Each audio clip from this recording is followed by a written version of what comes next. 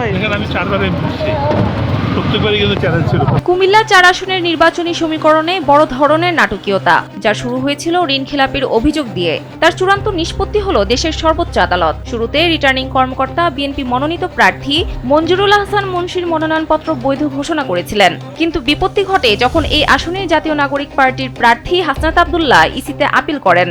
তার অভিযোগ ছিল মঞ্জুরুল আহসান মুন্সি ঋণ খেলাপির তথ্য গোপন করেছেন। গত 17 জানুয়ারি সেই আপিল মঞ্জুর করে নির্বাচন কমিশন, ফলে বাতিল হয় তার প্রার্থিতা। ইসির এই সিদ্ধান্তকে চ্যালেঞ্জ করে হাইকোর্টে রিট করেছিলেন বিএনপির এই হেভিওয়েট প্রার্থী। জীবন অবাক না করলে কে করবে? 28% মিল্ক ফ্যাটের অবাক করার সাথে ফ্রেশ মিল্ক পাউডার। জীবন অবাক করুক প্রতিদিন। তবে সেখানেও গত 21 জানুয়ারি তার আবেদন খারিজ হয়ে যায়। হাল না ছেড়ে তিনি আপিল বিভাগের দ্বারস্থ হয়েছিলেন। রোববার প্রধান বিচারপতির নেতৃত্বাধীন আপিল বিভাগ মঞ্জুরুল আহসান মুন্সির লিভ টু আপিল খারিজ করে দিয়েছেন।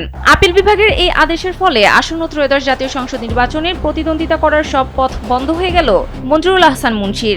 আইনজীবীরা নিশ্চিত করেছেন তিনি আর এই নির্বাচনে অংশ নিতে পারবেন না।